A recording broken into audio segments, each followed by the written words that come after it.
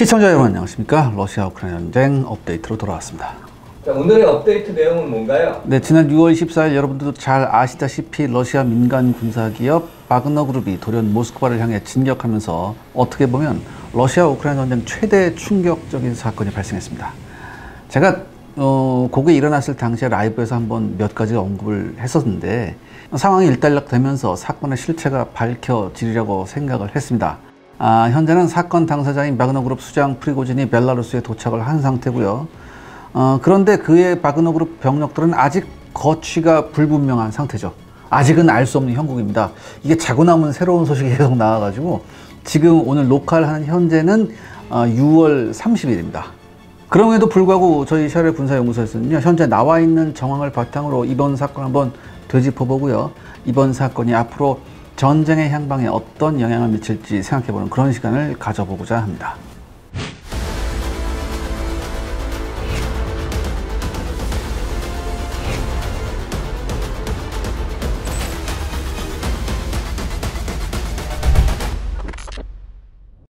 자, 이게 쿠데타인 건가요? 제가 생각하기엔 쿠데타는 아닌 것 같아요. 이제 쿠데타는요, 여러분들, 무력으로 정권을 찬탈하는 거죠. 그리고 이렇게 무력으로 정권을 찬탈하기 위해서는요, 신속한 수뇌부의 제거 혹은 체포가 필요합니다. 쉽게 말해서 넘버 1, 2, 가능하다면 3까지 한꺼번에 제거하거나 체포해서 권력의 공백 상태를 만들어야 돼요. 그리고 그 후에 역시 신속하게 정보기관과 언론을 장악해야지 성공 가능성이 굉장히 높습니다. 그런데 이번 프리고진의 반란은요, 이런 쿠데타의 전형과는 거리가 좀 있어요. 특히 넘버 1인 푸틴보다는 전쟁 수행에 있어서의 넘버 2와 3인 쇼이구와 게라시모프를 원했어요, 프리고진이. 그리고 이거 제낀 것도 아니고 자기한테 보내라고 했죠. 그러니까 처음에는 얘네를 체포하려고 하다가 안 되니까. 그렇다면 이번 사건은 뭐냐? 프리고진의 개인적 감정으로 인해 사적인 보복을 하려다가 일이 커졌고 내친 김에 모스크바를 향한 것이 아닐까, 이게 제가 하는 생각입니다. 그러니까 한마디로 뜻밖의 군사적 시위가 더 타당하다고 보여져요. 근데 그러면 프리고진은 왜 모스크바를 향했나요? 여러 외신에서도 나왔고 등등등 얘기가 많았는데, 일단 저는 두 가지로 봐야 한다고 생각합니다. 첫 번째, 바그너 그룹의 본질을 봐야 됩니다. 바그너 그룹은 여러분들 민간 군사 기업이죠. 다시 말해서 군사 용역을 제공하는 기업입니다. 그리고 기업의 본질은 이윤 추구죠. 2014년부터 본격적으로 이름이 오르내리기 시작한 바그너 그룹은요, 그동안 중동, 시리아와 아프리카 전역에서 활발한 활동을 한 회사입니다. 특히 아프리카는 바그너 그룹에게 황금어장입니다. 지금 지도 보셔서 알겠지만 아프리카 전역에 지금 퍼져 있죠. 이곳에서 각종 원자재 산업의 보안을 담당하며 바그너 그룹은 엄청난 이득을 챙겼습니다. 그리고 일부는 채굴권을 받는 대가로 용역을 제공하기도 했죠. 바그너 그룹의 연간 수익은 현재 정확히 공개된 것은 없습니다. 그런데요, 이 파이낸셜 타임즈에 의하면요, 바그너 그룹은 적어도 2018년부터 전쟁 직전까지 거의 2억 5천만 달러, 우리 돈 약 3,260억 원에 가까운 수익을 기록했을 거라고 관측이 됩니다. 아울러 바그너 그룹은 러시아 정부를 대신해 중동 및 아프리카에서 세력을 확장하면서 러시아의 대중동 아프리카 정책의 사실상 핵심 조직이 됐죠. 그러면서 시리아, 리비아, 중앙아프리카 공화국, 말리 내전에서 친러시아 세력으로 개입하며 또 수익을 올린 바 있습니다. 그런데요, 러시아 우크라이나 전쟁이 발발하며 여기에 바그너 그룹이 참가했잖아요. 그러면서 일각에서는 이 바그너 그룹의 손실이 생각보다 커졌다고 주장을 합니다. 더욱이 급여도 제대로 받지 못했다는 얘기가 나온 바 있죠. 근데 급여를 제대로 못 받은 것 같지는 않고요. 제 생각에는 급여보다는 무슨 문제가 있었냐, 갈수록 바그너 그룹의 사상자가 늘어나면서 이 사상자에 대한 보상금이 있잖아요. 이 문제가 좀 컸었어요. 또한 러시아 우크라이나 전쟁 때문에 아프리카 사업에 예전과 같이 바그너 그룹이 집중할 수 없었던 점도 이 바그너 그룹 기업의 입장에서는 우려되는 문제였을 겁니다.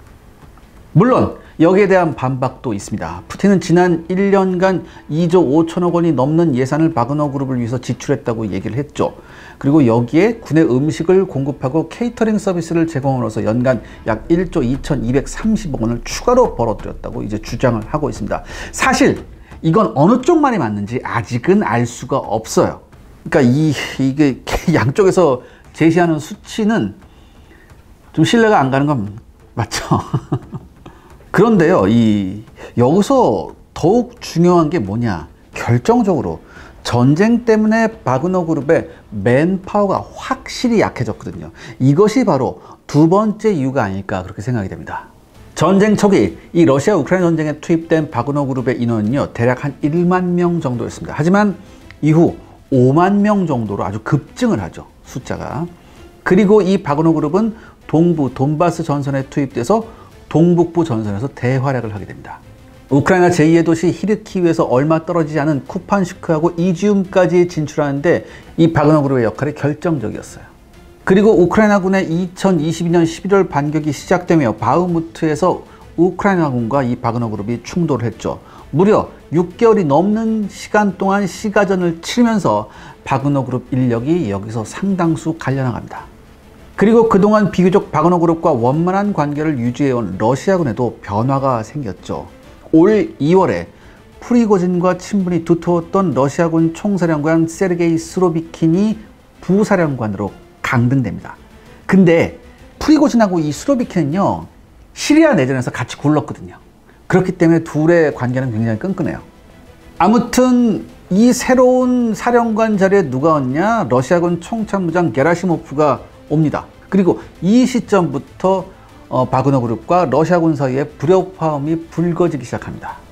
게라시모프는 승리의 영광이 정규군이 아닌 민간 군사기업에 돌아가서는 안 된다고 생각을 한 것 같아요. 근데 이건 과거부터 러시아군 종특입니다.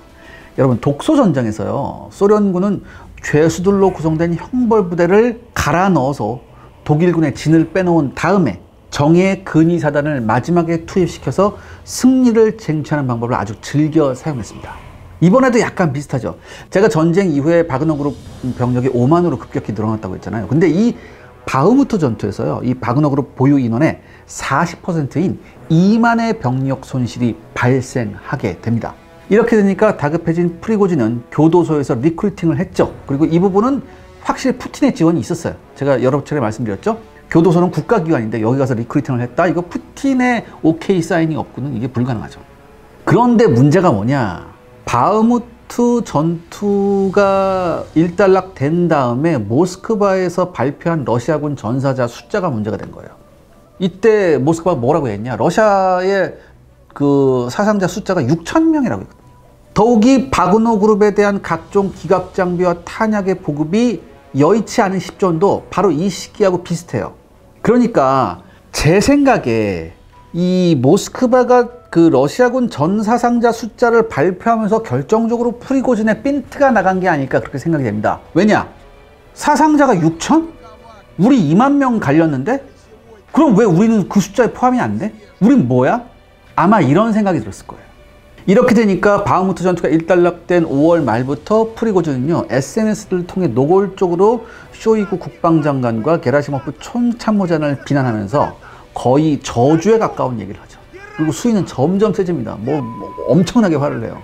특히 6월에는 뭐라고 했냐? 이 전쟁은 틀려먹었다. 우크라이나군에 대한 우위를 점할 수 없고 무능한 쇼이구와 게라시모프가 책임을 져야 한다. 그러니까 굉장히 격앙되게 얘기를 하죠. 하지만 여러분 생각해보세요. 푸틴이 미치지 않고서야 러시아 정규군의 편을 안 들고 프리고진을 옹호할 수는 없습니다. 왜? 뭐가 어떻게 됐든 전쟁의 주체는 정규군이니까. 더욱이 갈수록 아나무인인 프리고진의 길을 꺾기 위해 이미 쇼이구 등에게 힘을 실어준 상태예요, 푸틴이. 그러니까 이윽고 2023년 6월 23일 밤 10시에 프리고진이 뭐라고 얘기했냐? 러시아 국방부의 미사일 공격으로 바그너 그룹의 기지가 소멸됐고 우리 용병들이 사망했다. 우리 젊은이들을 파괴하고 수만 명의 러시아 군인의 생명을 앗아간 사람들 누구겠습니까? 쇼이구하고 게라시모프죠. 이 두 명을 처벌해야 된다. 이렇게 주장을 했죠. 그러니까 나름 이게 명분이었어요. 그리고 이 둘을 체포하려 했죠. 이 둘을 싹 체포하려 했는데 이게 실패하니까 이방 내친 김에 어떻게 돼? 우리가 모스크바로 진군하자. 이렇게 나름 이 프리고진은 나름 치밀한 계획을 세웠다고 하지만 제가 봤을 땐 굉장히 충동적인 결정을 내린 것 같아요. 그럼 프리고진은 어떻게 그렇게 계속 진군을 할 수 있었을까요? 나름 최소한 며칠 전부터 준비한 것 같긴 해요.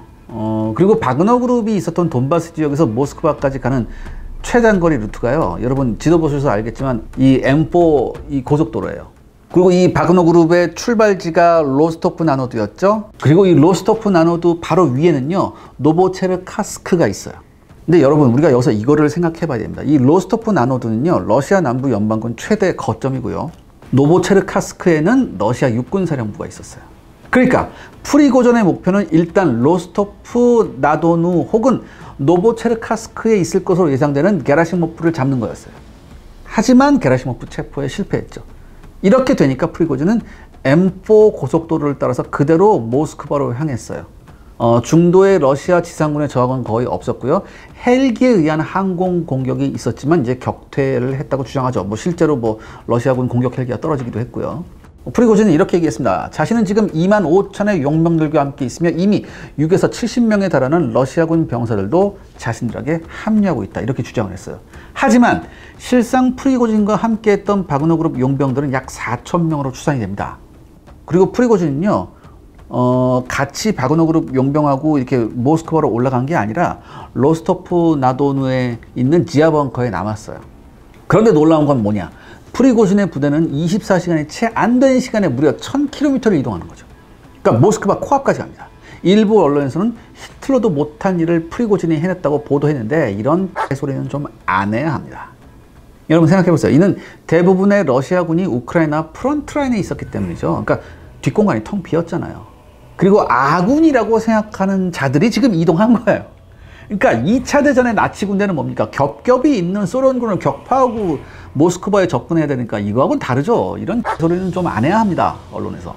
그래도요. 이상한 건 뭐였냐? 러시아군의 적극적인 제지가 없었다는 거죠. 그래서 여기서 나온 인물이 바로 부사령관으로 강등된 전 사령관 세르게이 수로비킨입니다. 아마도 프리고진과 생각이 비슷했을 수로비킨의 역할이 있지 않았을까? 이런 추측이 나오는 배경이 바로 이거죠.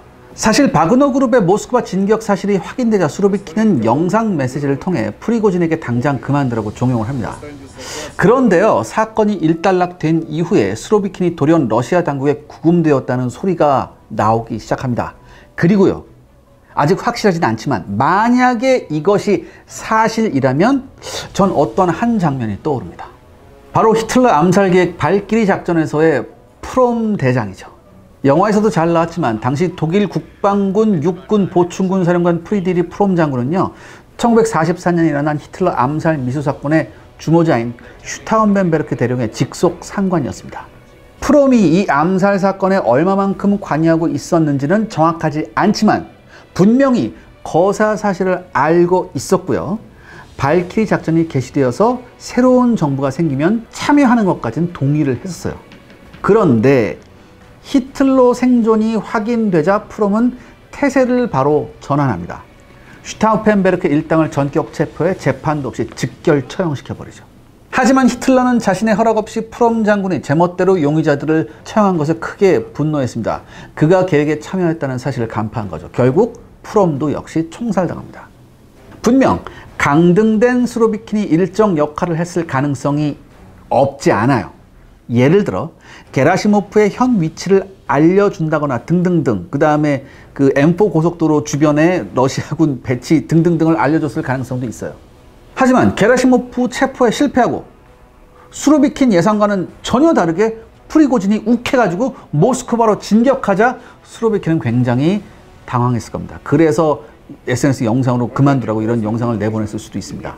그리고 당장 바그너 그룹 병력을 막기 힘들다고 판단을 해서 헬기 세력을 동원해서 바그너 그룹 병력을 저지하려는 최소한의 조치를 취한 것이라고 추측해 볼 수 있죠. 그리고 사실 이 방면에는 러시아군 숫자가 거의 없기도 했었습니다. 아무튼 이 수로비킨이 아직 행방이 묘연한데요. 6월 30일 현재까지는 이건 조금만 더 시간이 지나면 이 진위 여부가 나타날 것 같습니다. 그 바그너 그룹 병력이 모스크바에 입성을 할 수 있었을까요? 쉽지 않았을 겁니다. 왜냐하면 러시아군에는요 러시아 국가근위대라는 조직이 있습니다. 예전에는 이걸 내무군이라고 불렀었죠. 근데 이 러시아 국가근위대는요 대통령 직속으로 우리로 치면 좀 수방사하고 비슷해요. 규모는 약 34만입니다. 굉장히 많아요. 이 부대의 임무가 뭐냐? 수도 방어는 물론 주요 국가시설 방어, 대테러 작전 등 국가 내부의 적을 상대하는 데 치중이 되어 있습니다. 기계와 전력도 어느 정도 있는 편이고요. 공격 헬기도 꽤 많이 보유하고 있습니다. 그리고 이 병력의 일부는 이번 전쟁에도 참여했었죠. 그런데 중요한 게 뭐냐? 당시 사태가 발생했을 때 국가 군인대는 바그너 그룹을 막기 위해 섣부르게 병력을 축차 투입시키지 않고 모스크바 부근에서 이미 강력한 방어진지를 구축한 상태였습니다. 바그너 그룹 병력이 다가오면 공격 헬기를 동원해서 저지할 계획이었죠. 따라서 바그너 그룹이 모스크바 진입을 시도했다면 대규모 유혈 사태가 발생했을 겁니다. 그리고 바그너 그룹 병력의 모스크바 입성은 쉽지 않았을 거예요. 근데 프리고진은 왜 멈췄을까요? 솔직히 제 생각엔 주제 파악을 했다고밖에 설명이 안 됩니다. 바그너 그룹의 모스크바 진격이 애초에 이 거사 계획에 포함되어 있었는지는 불분명합니다. 또한 우리가 여기서 생각해 봐야 될 게 뭐냐? 만약에 프리고진이 권력을 찬탈한 후에 러시아를 이끌 리더로서의 모습이 있는가? 이걸 한번 생각해 봐야죠. 여러분, 프리고진은요, 여러분 다 아실 거예요. 굉장히 잡범 출신이고, 그저 그런 인물이었는데 굉장히 운때를 잘 만나서 승승장구한 인물입니다. 그리고 돈도 꽤 많이 벌고, 나름 입지를 구축을 했죠. 올리가르히의 한 명이라고 이렇게 얘기는 되지만, 여기서 중요한 게 뭐냐. 그럼에도 불구하고 여러분들, 프리고진은요, 정치적 역량이 현저히 부족한 인물인 것은 사실입니다. 제가 거듭 말씀드리지만 운이 좋아 큰 돈을 벌어서 바그너 그룹을 인수해 이번 전쟁에서 두각을 나타낸 것은 사실이에요. 하지만 이 프리고진이 어떤 정치적 세력이 있거나 하는 인물은 아니에요. 그리고 올리가르히, 그러니까 여러분 러시아 신흥 집권 세력이죠. 이런 사람들도 프리고진은 자신들 범주에 끼워주지 않으려고 하죠. 조금. 왜? 근본도 없다. 한마디로 이런 거니까. 더욱이 프리고진의 거사에 대한 얘기를 들어보면요. 푸틴에 대한 비난은 없고 쇼이구와 게라시모프에 대한 얘기뿐입니다. 그러니까 여러분 이거 우리가 사국에서 많이 봤죠. 간신배들이 주상의 성총을 흐려 이를 척결하고자 신이 나서겠나이다. 이런 뉘앙스예요. 그래서 프리고진이 푸틴한테 전화했는데 전화 안 받았다. 근데 자신의 부대는 점점 모스크바로 다가가고 있죠. 그러니까 이런 생각했을 거예요. 이게 아닌데? 이런 생각도 좀 들었을 거예요. 그리고 이때 알렉산드르 루카셴코 벨라루스 대통령이 전화했죠. 그러니까 이렇게 쓸 겁니다. 야, 이거 어떻게 된 거야? 라고 하니까 프리고진이 야, 이거 원래 이거 어떻게 된 거냐면 이러면서 이제 설명을. 이때 이제 루카셴코가 한마디 한 거죠. 야, 지금 멈추면 살려는 들인데 아니면 너 밟히는 거고. 그러니까 푸틴 성격 아는 프리고진도 여기서 시큼했겠죠. 그 다음에 이제 안전보장에 대한, 자신의 신변보장에 대한 조건을 듣고는 아마 수락하지 않았을까. 사실 여러분, 정상적인 코스를 거치지 않은 비선실세의 전형적인 특징이 바로 이겁니다. 자기만 충신이고 나머지는 죄다 간신이라고 생각해요. 여기에 주변에서 부추겼겠죠. 대장님, 우리 이렇게 당해야 돼요? 전투는 우리가 다 했는데 왜 이래야 돼요? 피는 우리가 다 흘렸는데. 더군다나 제가 아까 말씀드렸듯이 수로비킨까지 약간 애매한 태도에다가 이렇게 하니까 워낙 이 프리고진이 다혈질이거든요. 그러니까 여기다 욱해가지고 이렇게 한번 한 거예요. 그래서 이제 급한 성종에 확 일을 저질렀지만 금방 현실을 파악했죠. 그래서 아차하고 바로 꼬리를 내린 게 아닐까. 그 푸틴의 권력에 누수가 일어나는 걸까요? 확실히요. 푸틴이 기르던 개한테 발목을 물려서 개망신당한 것이 맞습니다. 이번 일은 푸틴에게는 정치적으로 치명적인 오점을 남길 수 있어요. 이미 여러 서방 언론에서 이를 지적했죠. 그렇기 때문에 러시아 정부의 후속 조치를 주목해야 됩니다.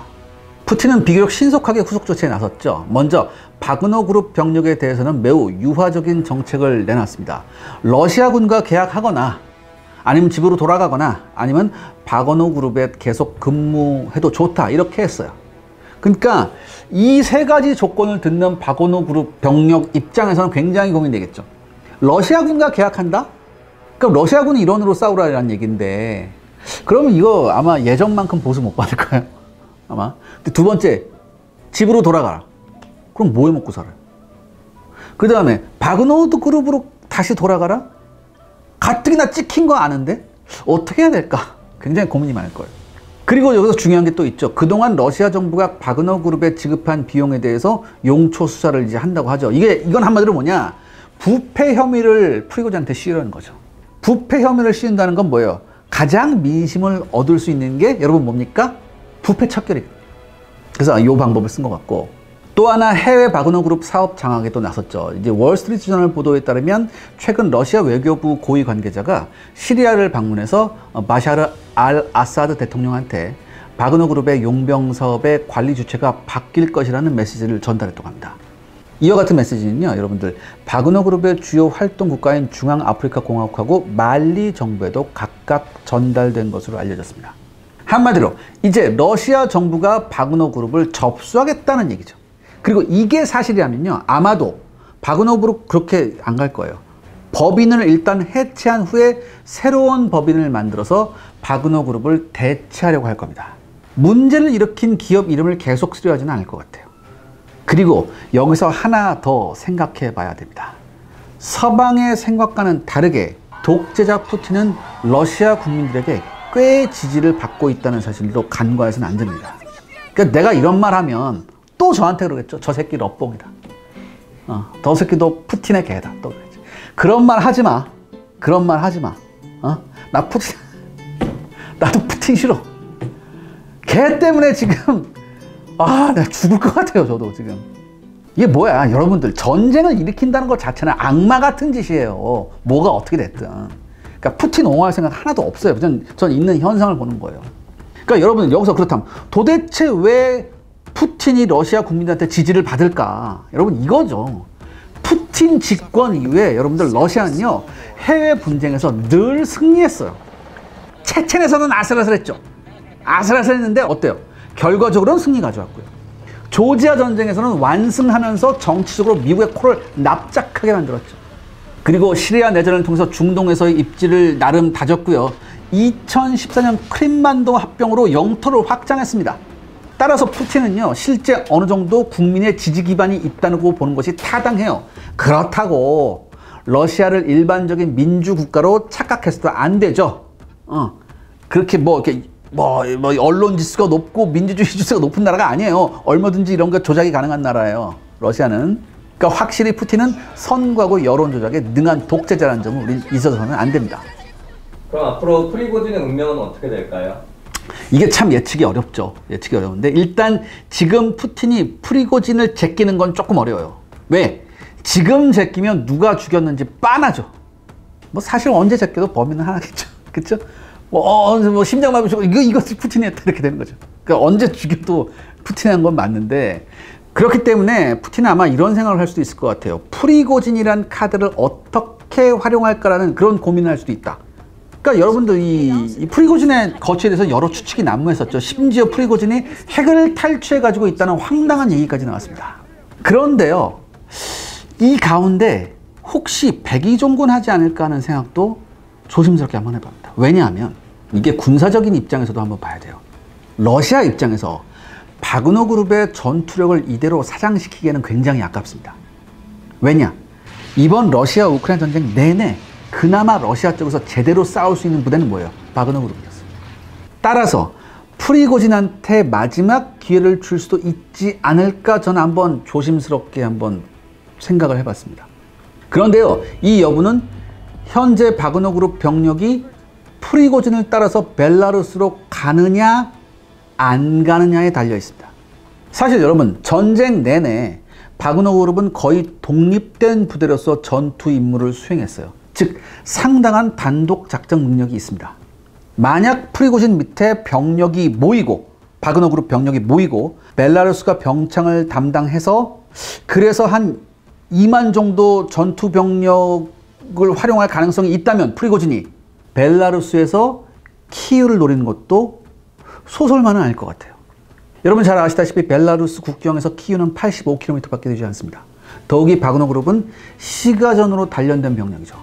사실 키이우까지 갈 것도 없어요. 벨라루스에서 국경을 넘어서 키이우 방면으로 진격을 시작만 하면 우크라이나군한테는 굉장히 큰 부담이 될 거거든요. 여러분 기억나시죠? 이 대충 전쟁 초기에 격전지가 어디였습니까? 이 키이우 바로 위에 있던 체르니히우가 있었잖아요. 만약에 체르니히우에서 바그너 그룹이 우크라이나군과 교전만 하더라도 우크라이나는 반격에 쓰려고 아꼈던 부대를 이 방면으로 투입해야 할 수도 있어요. 그리고 최근 묘한 기사가 하나 떴습니다. 유라시안 타임즈나 파이낸셜 익스프레스 등 복수의 외신에 따르면요, 최근 구르카 용병이 바그너 그룹에 합류하려 한다, 이런 얘기가 이제 나왔어요. 물론 이거 대부분이 인도발 기사이긴 해요. 그래서 뭐 100% 신뢰할 수 없는데 그래도 뭔가 싸한 느낌은 있어요. 그러니까 아무튼 이것도 조금 더 지켜봐야 돼요. 문제는 뭐냐? 제가 말씀드렸듯이 벨라루스로 간 프리고진 밑으로 바그너 그룹 병력이 모이느냐 안 모이느냐, 이게 굉장히 중요한 것 같습니다. 시청자 여러분들의 구독과 좋아요는 영상 제작에 정말 큰 도움이 됩니다. 여러분들 부탁드리겠습니다. 구독과 좋아요. 앞으로 어떻게 될까요? 누가 알겠습니다. 저 잘 모르겠습니다. 그런데 확실한 건 이건 것 같아요. 이 민간 군사 기업을 세상에 알린 미국의 사회학자 피터 워렌 싱어는 그에 져서 코퍼레이트 워리어에서 다음과 같이 경고하고 있습니다. 국가의 주권적 기능은 민영화의 대상이 될 수 없으며 이는 시민의 헌법상의 권리 보호에 배치된다. 더욱이 교전 행위와 같은 군사적 행동은 군대의 고유한 권한에 속한다는 것이 통상적인 인식임에도 불구하고 민간 군사 기업에게 이러한 군사 행동의 전부 또는 일부를 위탁시킨다는 것은 군대의 주체성 및 무력 행위의 국가 독점선을 훼손하는 결과를 초래할 것이다. 그러니까 지금 상황에 딱 들어맞는 말이죠. 이번 사건은요, 여러분, 한마디로 민간 군사 기업의 부작용 중 가장 최악의 케이스가 러시아에서 발생한 겁니다. 그리고요, 이미 여러 차례 말씀드린 대로 푸틴은 굉장한 정치적 오점을 남기게 됐어요. 그렇기 때문에 이번 푸틴의 위기는요, 푸틴의 정치적 실력을 확인할 수 있는 기회가 될 것 같습니다.